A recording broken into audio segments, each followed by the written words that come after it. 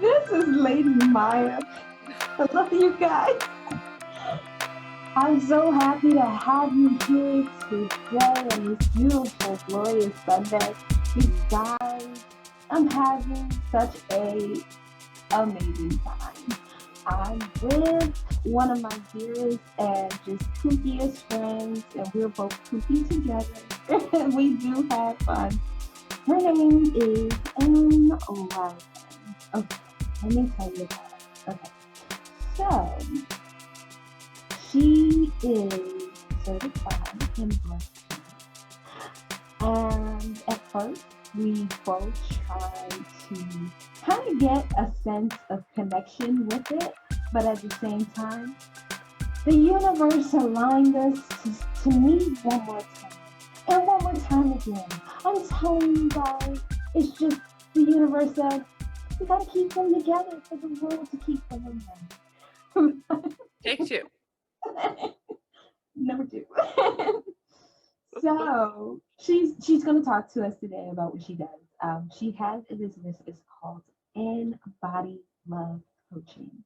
Okay, she'll tell us how it looks and what it looks like and what actually happens in doing so. But I do know she has a super awesome story about how she overcame something that was just so not too normal. But in some circles, it just may be. So, I'm going to let her explain, how that actually came upon and, what she did to get away from it.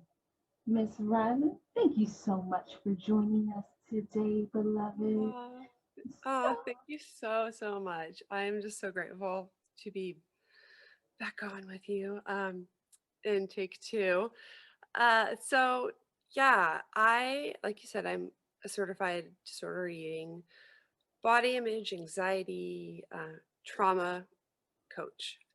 And how I got into this was I suffered from an eating disorder for 20 years, and it was my life. It was all consuming.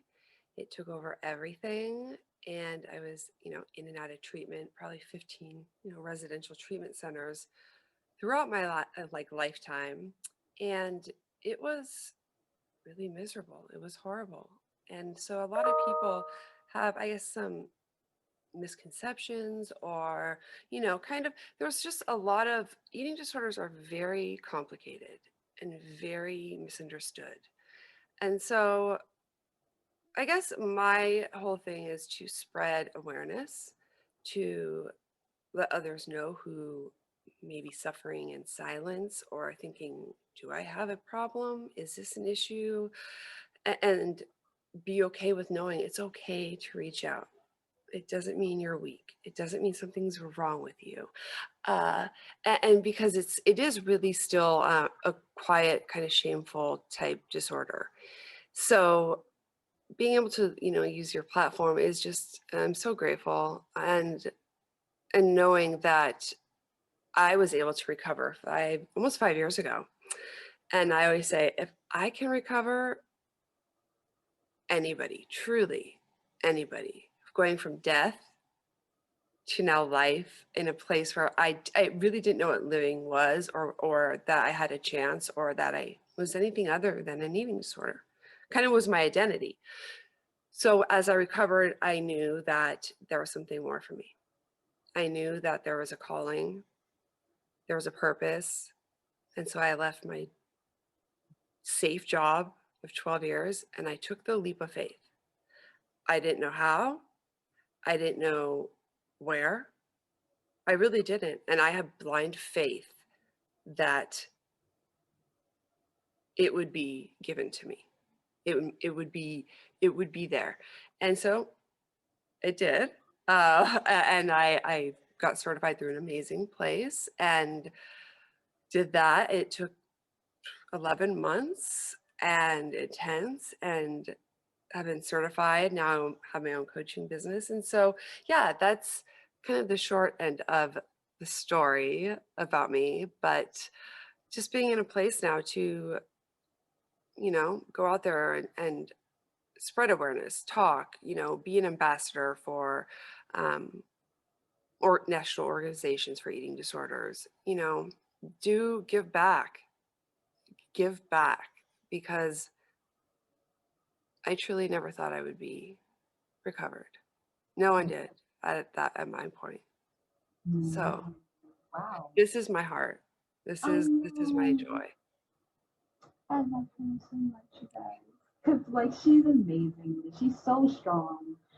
And we get along so well. It's creepy. I'm telling you. And so, like, it's just so interesting to hear her story again. And just, her saying what she does say, it's just like, wow. She's been through so much, but she's also willing to help so many people, and it's just not, in the form of, the negativity, that people, have when dealing with something like this. I think it's just really, really upsetting that people get to say something about somebody that's struggling. That doesn't even make sense, people. It doesn't. When you were struggling, nobody said nothing to you. Why would you do that to somebody else? And I think that's just such a horrible thing to put out in the atmosphere for you to only get back in return, because somebody else will find something else wrong with you. Mhm. So, okay, let's not do that. But I'm super, super interested in her practice. Her practice is absolutely okay. So we got this thing right, because I told you she's my chick. This is my girl, right? We're sitting up there talking before we even got started, and she's just like, "I need you to be on this breathwork." I'm like, "Yo, yeah, like, let's do this." Because I think it's so imperative, because you just never know who you're going to come in contact with that could really use something like this. And if you don't experience it for yourself, how can you really sell that, to someone else that's actually having issues, or, just really needing to come down off anxieties and different things like that. So can you give us the lowdown on how this breathwork thing works? So breath work. Oh, breath work. So what's so interesting kind of about breath work is when I was certified through this amazing, amazing program, Hungry for Happiness, and then Samantha Skelly is the one who founded it. She then, about a year and a half ago, started where I am being certified through, called Pause Breathwork. Both of these are on Instagram if you want to check them out. I swear they're both amazing things. And she is the bomb. So she's had an eating disorder and suffered with that kind of stuff. And so that's why she started this Hungry for Happiness, and it grew, and then certifications, and then this whole Pause Breathwork. And so I kind of heard about breathwork, and I was like, okay, is that like meditation? Sometimes I have really hard time to meditate. Like my mind just goes, it's just for me hard. And so I think a lot of other people are like, oh, is breathwork like meditation? And not that meditation is wrong. I do meditate, but it's harder for me. And so breathwork is literally like the pre, for how I see it, it's like the pre of meditation. Breathwork allows you to sink in, to be able to fully experience. So pause breathwork is all about being able to we have this structured mind, right? Always in it. Think, think, think, think, think, this, that, the other, kind of the rat race, is getting from that structured mind, unhooking into this place where it's like parasympathetic, the sympathetic nervous system. Up here, fight or flight, down to, and it's really a difficult thing for a lot of people, and you don't think you're in that state, but most of us are. We really are. We're always go, go, go. And being able to drop in to your body without the mind is a beautiful thing. And what breath work does is it allows you to be able to do that. It allows you to take the time. Now, breath work, you could do integrative things, takes 2 minutes, a minute. It's just like these different breath patterns that really bring you back centered, releasing energy, um, things that are going on in your mind. And you could do that, or meditative, which is like, a longer session where it's a journey, is how I see it. It's taking someone on a journey, supporting them, using the breath to ground, to come back into yourself, to release stagnant energy that we all have. I guarantee you, you might not feel you do, but you got some stagnant energy in the body. The body holds all the energy. The body holds pain, joy. I mean, everything. Repressed stuff, or stuff now that's like you're freaking out. It's in there. And when your body is like holding this energy, it makes it so you cannot be like the highest, most authentic, aligned person that you want to be. So using breath work, with my meditative sessions, it's taking this journey, holding space for this person, asking them, hey, what are you feeling? Do you want to feel more grounded? Are you wanting to let go of anger? Kind of getting what they want to do and using the breath to release it, to go through it. And it's really not as like complex or like, what is this? Because it's been around forever. And it's great because now having like scientific backups of like what breathwork can do for people, of lowering blood pressure, changing your blood, your pH in your blood. It's like legitimately, it changes everything, you're physiologically and emotionally. And so breathwork goes hand in hand for me with working with clients who, most of them want nothing to do with their bodies, right? I didn't. My body? Oh, no. Like, I'm running from my body for the last 20 years. The last thing I want to do is drop into my body.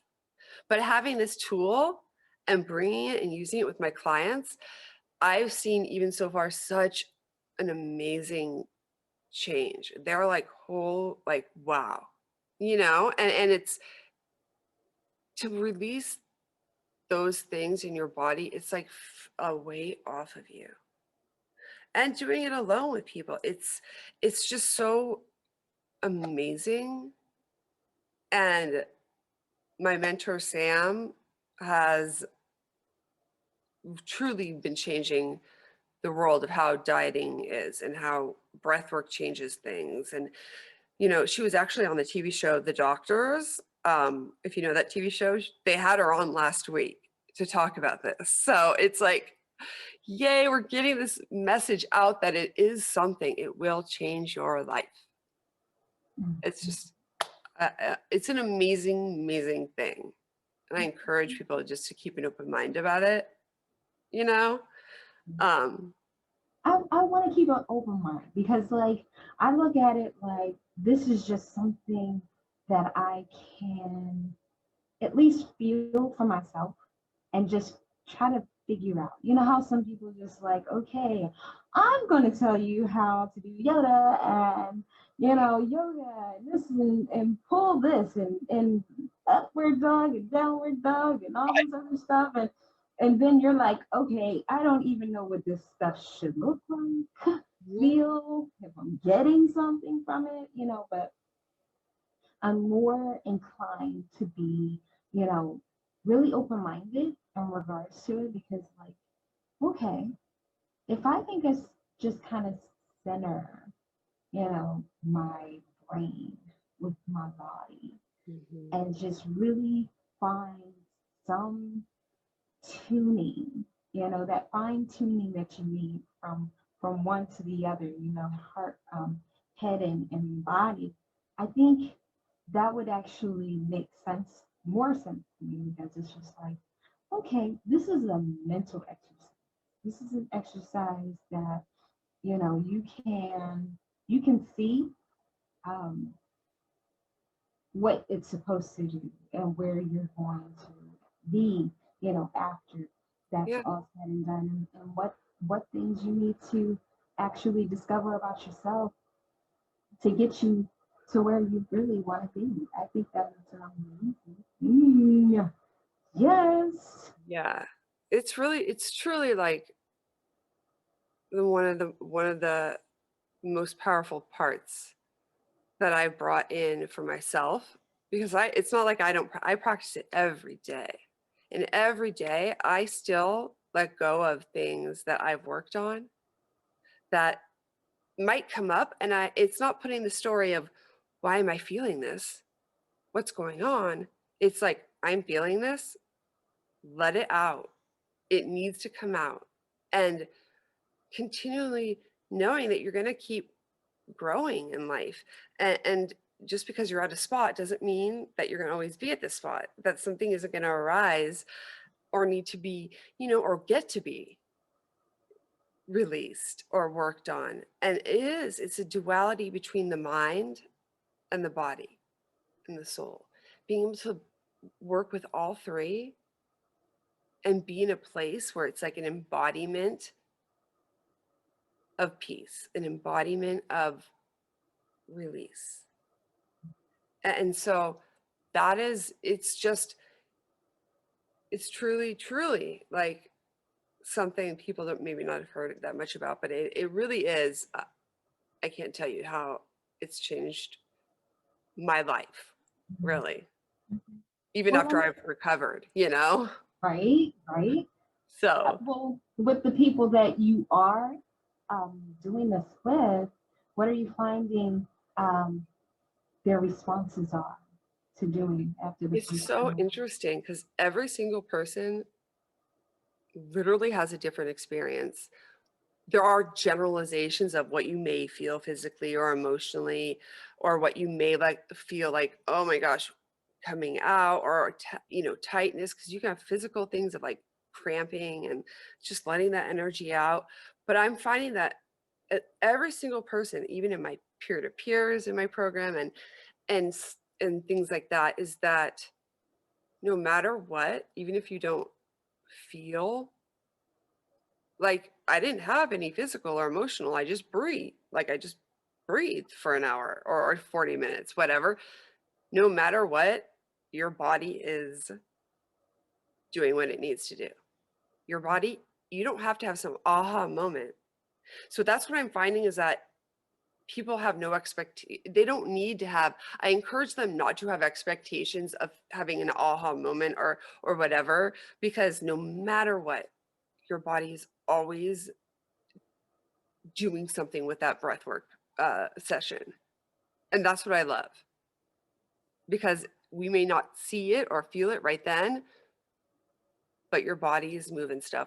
And I mean, we are all energy, right? Our bodies we're all cells, that are just connected, energy in motion, and so having that energy and motion be open and more light and going through your body instead of like, you know, is I'm just so passionate about how it can change your day-to-day life, your living. And it could take 30 seconds. It can. I think That's all. yeah, because like if you're really honed in on that, and really giving it like everything you've got, it should not take nearly as long, you know? No. Because, It really, yeah, integrative breath work is the ones that are shorter, shorter patterns, shorter different things to, you know, there's many different patterns for shorter ones, but it only takes, a few minutes. Integrative, the ones that are longer, is like I said, where you have a facilitator who knows what they're doing, hold the space, just to take you on that journey and move the energy in more of a way that is intentional, and with it being more of a transformational type experience for your body to really sink in and unhook and go in. Where integrative, if you're present with your breath and you go in with that open mind and going, okay, and you do it, it's an automatic shift right then and there. Mhm, But you have to like practice it a mhm. little, get the feel of it, not like, oh, I did it once and I didn't feel anything, It's not Exactly. about that. It's really about the practice of it, integrating it into your daily life. And I promise you, within a week, if you integrate that few minutes into it, you will see a change. I 100% guarantee it. Right. Oh, wow. I like that. I like that. Okay. So, with everyone, I want them to understand why you decided to start your business. So, like I said, I was so sick. And the last time I went into treatment, I was halfway across the country. I have a son who's 12, and then, his dad passed away 5 years ago. And so I've been a single mom, but have family help, right? But I was halfway across the country for treatment for 4 months. And my mom was with my son. And people were saying, Erin, you're going to die. Your body can't handle this. And when you have an eating disorder, it's almost like people will say that and either block, numb out, don't want to deal with it, don't want to feel the pain. That can't be true. You're lying. And or the eating disorder likes it. Like, cool. Or you get scared or whatever. It's so many different variations. And so it's like this, the eating disorder, it's not a linear, woohoo, I'm cured. And there's no cure, but like, so I was halfway across the country and I'm looking at my son and they're telling me I'm going to die. And I'm like, like, okay, I've heard this before, whatever, but I wanted to get better. I was I was so sick of it. It was really just, I had almost no soul. Mm. It wasn't there. I felt nothing because I had numbed out. And when I saw my son on FaceTime with a tube in my nose, and he was 7, around 7 at the time, that broke my heart. It wasn't the catalyst. Sorry, it was really hard. I chose to get a tube to help me, which is different. Most people, I don't want to categorize. A lot of people don't choose to get a feeding tube because it means more calories, right? But I wasn't gaining the weight and I couldn't eat anymore. And so I chose to get a tube, which is different. Um, my eating disorder didn't like it, but I was like, I can't do this. My son lost his father. I've been through this so long. Um, it was just the final straw, I think, for me. And I took a screenshot of me with a tube in my son's little face to remind me of that. Sorry. It's just, it was, so it was that point that I was like, okay, Erin, you're going to listen to the doctors. You're not going to pull your shenanigans because I was super good at that point. You're just going to listen and not listen to the eating disorder. And it took a good year after getting out of treatment, doing more outside patient treatment, listening, surrendering to the fact that I did not know more than the professionals. I thought I did. I listened. I surrendered that I was not able to make rational decisions. And as hard as it was, and it was bumps, I mean, I regressed a little throughout the next year. I just kept going and kept going and fought the eating disorder. And that's why I know that internal dialogue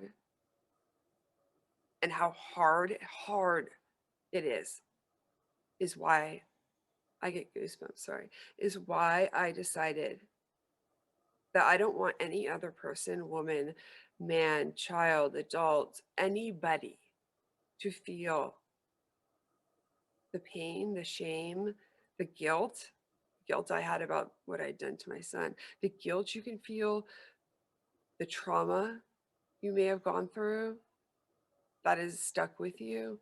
I mean, there's so many things I did not, because I dealt with it, I did not want any other person to feel that way and be in that and lose 20 years and then look back on your life and be like, I've just lost my whole life to a disorder. that will never be enough. You will never be thin enough. You will never be good enough. It will never be enough. If I could have figured that out, I would have in 20 years. And all it did was lead me right back to my eating disorder. Until I worked on the core issues, I didn't heal. So I started my business and going into the certification and really being like using my experience with actual tools that I had, but also tools that really I got so much more from that certification program, because I knew I wanted to help. I know, hey, I know those tricks, I know this, that, but the certification program is what solidified me into starting the business and why I'm so passionate about it. Um, because I think I mentioned to you, it's interesting that people don't realize eating disorders have the highest mortality rate of any psychiatric disorder over schizophrenia, bipolar, or, depression, because it is considered a mental illness, but it has the highest mortality rate. No one really like, what? Over suicide and depression? Yes, it does. And that's mind blowing to me. And I don't want it to be like that, because I've lost friends, people in treatment, people that looked normal and died. And so that's just why I really, I don't want people to feel like I did. And it's hard. And so people, I think, who have gone through something always can have a better understanding. When you go through something yourself and you're like, oh, I get it. Hey, let me help you in anything, life. Hey, I've been through this. Oh, girl, I get it. Let me. So that's where I feel a lot of my clients come in like, dude, you've been through the ringer. And I'm like, yes, I have. But look where I am now. Let me help you. Let me support you. So that's why I Yeah. started. And it's been an amazing journey. I'm Amazing happy journey, you're still here. That's all I can say. I right? mean, honey, That's like your attitude, you're so positive, you're so funny, she's gorgeous, she's just a ray of sunshine. Every time I get the chance to speak with her, I get so great. excited, and we just start talking about, well, You're so hey, sweet. I haven't talked to you in a while, and then different But then things. it went on, like, Exactly, and then we're like, okay, we have to be serious now. I'm gonna, tone down. I am a professional. We try, and I try. it doesn't last for very long, I but mean, I think I think it was so it's interesting. it's crazy, because what's so interesting is people that knew me before, Mhm. throughout the years, little parts of me like this would come out, but I mean, legitimately, like, like the eyes, like, who are you? And it's like, I'm Erin. I'm finally Erin, because I was just not this. Mhm. There was little bits of that, Mhm. but There's a lot I left, was right? ashamed to even allow that out. Yeah. And so being able to be this person, I feel like, I put that on my Instagram a lot, is like, hey, yeah, I'm like this now, but things were not that easy. I get it. There's relapse after relapse after relapse, or there's pain after pain after pain. It's Yeah. hard. It's so freaking hard, but is it is possible. And that's what I love. I love, love, love giving that like support. And I think my clients feel that, because they know, like, no matter whatever things I try throw at them, like, let's talk about that. No, they know I'm not, anything I talk about or I've asked them to do, I've done. So I'm not going to ask him to do something that I've never done. Some of it's hard, but Mhm. that's what it takes. Yeah. No, I understand because, like, I look at it as there's so many times in our lives that, like you said, you didn't recognize yourself at one point, and just kind of trying to get away from that specific addiction or the Mhm. feelings, just everything that was kind of going on in your mind, and just to see like the total change in how everything is. Like when she smiles, man. Okay, you guys, I'm just like, right on. Come on, let's do this, let's do this, let's do it. And it's just so invigorating to me because it's like so many times, like I can I can sense her in a way. It's just like there was a struggle, you know, but now she's allowing her to be her best self, to be the best version of Erin that's possible, And when I got a chance to really get to know her, I was like floored. I was just like, oh my goodness, really? She had what? You lying. You're like, uh-uh. But we all have something, I think, people don't understand. Like, I mean, even if you don't want to admit, even if you don't want, you have people that you try to stay away from because you were another way at one point in time, you still have to admit it to yourself. That's who you were. Yeah. But you're somebody else now. Or the person that you are now, you don't want to be that person no more. You want to be somebody else. Yeah. Else. That's cool too. The It's options. so interesting how what emerges when you start recovering. Mhm. And sometimes it's like, what? Like you don't Mhm. really like what the frick? But sometimes it's scary, and sometimes it's like, who do you think you are to be this person? So there's Right. that too that like comes into play. And that's why it's just so it's just an interesting, so entangled disorder. But when you things start coming out, I am I'm this. I'm this now. But it's just like I said, I never thought that I'd be able to be the mom that I always wanted to be. I really and I carried that guilt, and that was part of how I would shame myself into not recovering because I was a horrible mother. How could you do this to your son? A lot of guilt, guilt, guilt, guilt, guilt. And that's part of the eating disorder. People don't know that little inner critic. Guess what? Because then what do? You go back to the disorder because it feels safe. Mhm. It's your best friend. I always say it was my best friend and my worst enemy that wanted to kill me. Mhm. And it was That's hard to let going go of back that and best forth. friend because she was so there for me and I didn't have anyone, Mhm. or I felt like it. But at the same time, she was telling me horrible things. And so that's why I know eating disorders they can become as bad as mine, where I look back now at those photos and I'm like, that's not. But at the time, you don't see it. All I could do is pick apart anything that was wrong, I felt was wrong. Mhm. But I looked like a skeleton. I was dying. Mhm. And it's just your mind distorts. You start not being able to see what's real. Mhm. It truly, you do not see what others see. You don't. And that's what so people like, you're so thin, or to people who hasn't eaten disorder, you're so thin. We don't see that.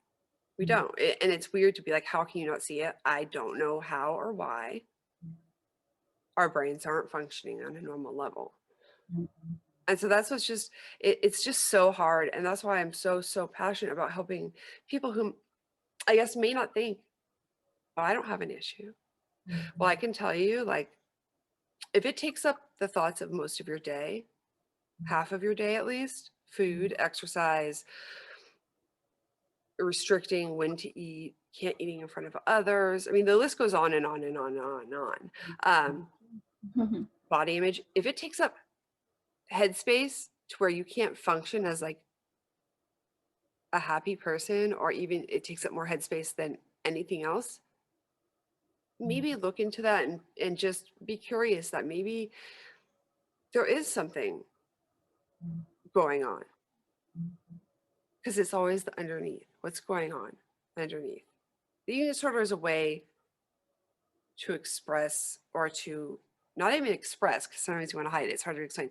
Eating disorder is a way for addiction to block out, or there's something underneath every single thing.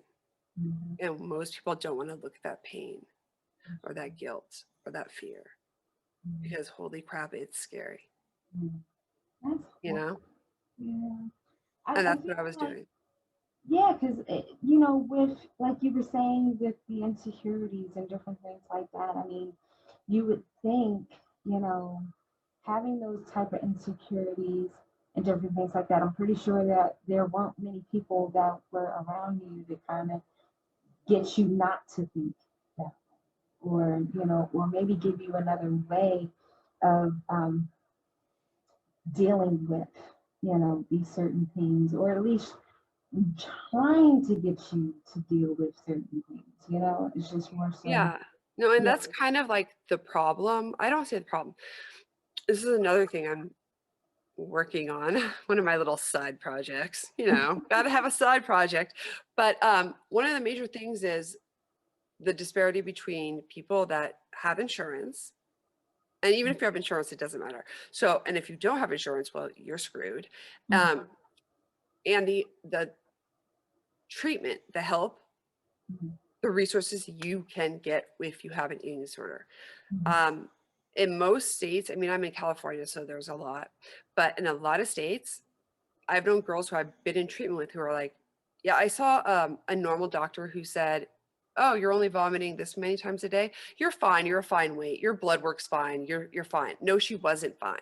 She was really ill. So it's hard when you don't, like, they're doctors, but if you don't specialize in eating disorders, which there's very few that specialize in eating disorders, medical doctors, as well as therapists or outside programs in a lot of states that are close by. So these people are not getting the help they need. And so they live a life that is miserable.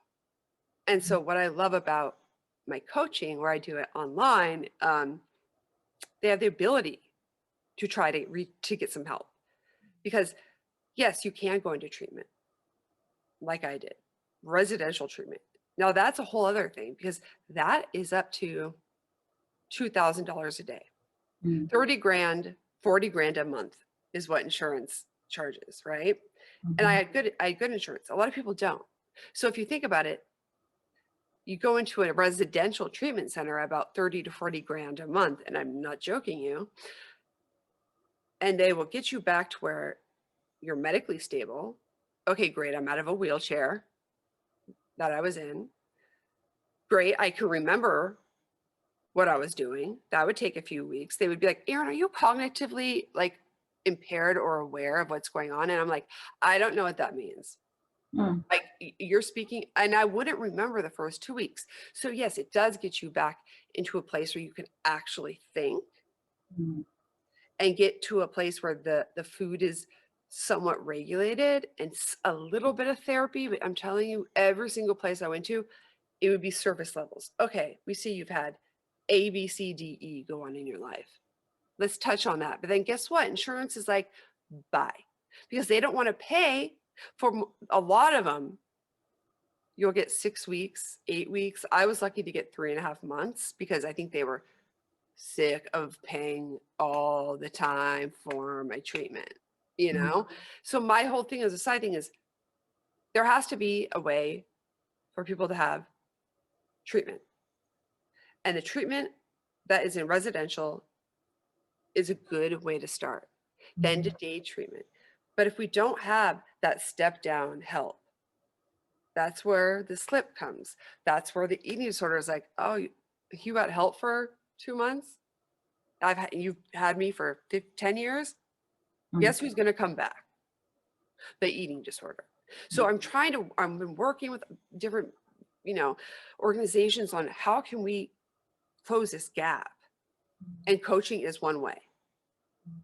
And that's the beauty about finding a coach that you gel with, mesh with, if you have whatever, because that is really what helped me, as a step down. If I didn't do step down after my treatment, that's what I would do. I would just go right back. And so that's what's so upsetting, that some people in different states have no help. And guess what? Those people die a lot of the times. So that's where the highest mortality rate comes in. So there's that gap that people don't really get. And people are embarrassed. People feel, oh, I don't have a problem. But guess what, guys? It's okay. It doesn't mean you're broken. You are not broken. You are not horrible. You are not disgusting. You are not your eating disorder. You are a person that has had crap go on, that you've kept in, you've kept under. There is something, because no one has an eating disorder for fun. It's not fun. It came from somewhere, and it's peeling back that onion, as we say, to get to the core. Once you get to the core issues and start picking and working on it, oh, wow. Stuff begins to, wow. It's hard, but honestly, that's the only way to heal. And I've found that out, and I've seen it with my clients. That's girl, that gives you everything. It gives you everything that is needed, because now hopefully the people listening will understand these things are very serious.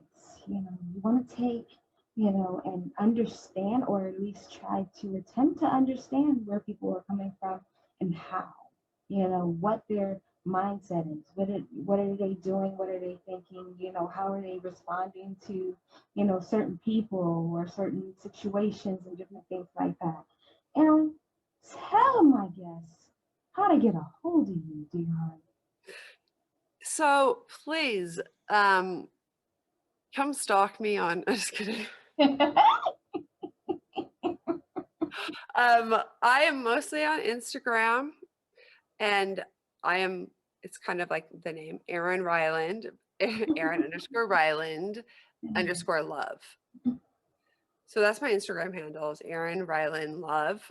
I like to creep on there myself. And I try to, like, my posts aren't just all about eating disorders or blah, blah, blah, blah. Yes, it's about mental health, but it's also about life. Hey,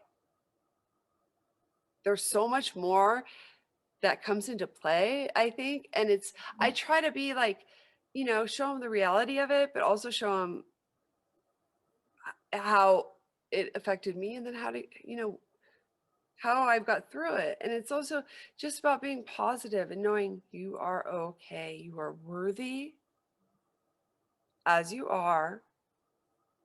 It's scary.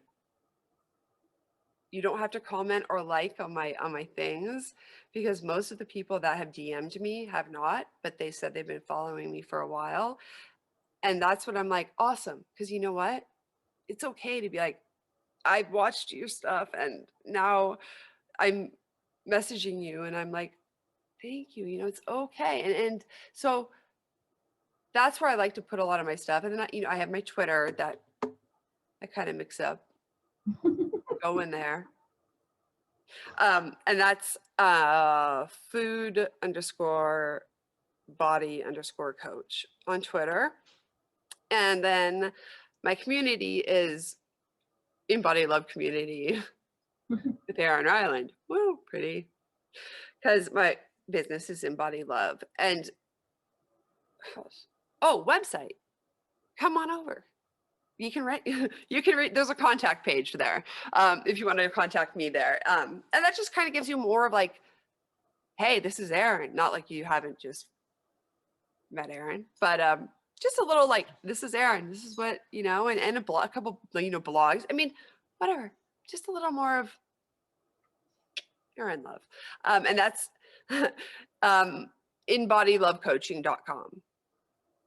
So, I mean, that's how you get a hold of me. And even my thing is, I want to give back. So I say, okay, I'm offering, there's no strings attached. Like at the end where you're like, hey, so you want to sign up? Let's do this.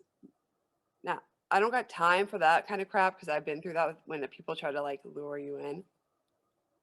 A free, honest to God, free 60-minute session to talk. It doesn't have to be about eating disorders. It can be mental health, anxiety, depression, trauma, because I have been through all of that.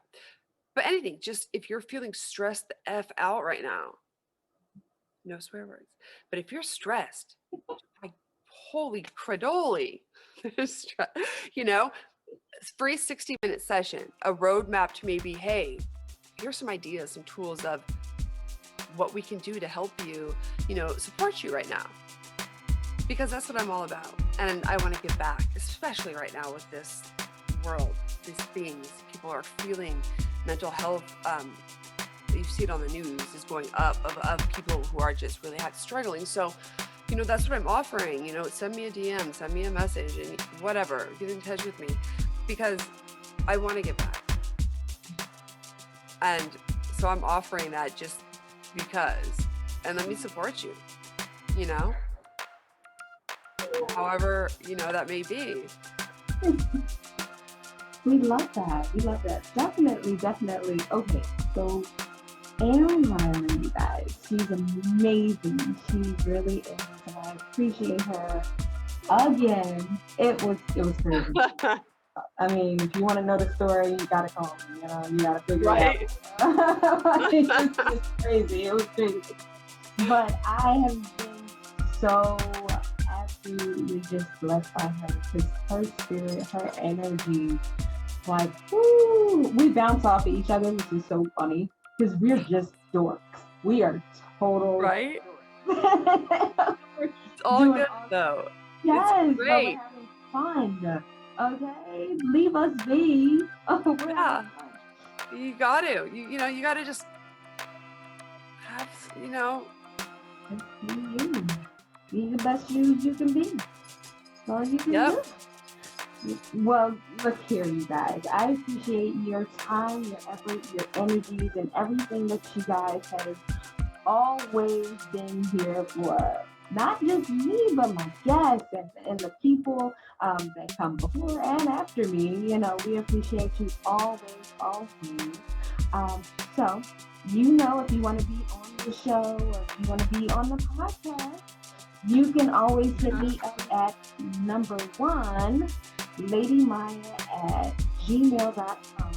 And that's Myya, Myya, and you know why. Hey, girl, is special. Always. Love you guys so much. We'll see you next time on You. We Will.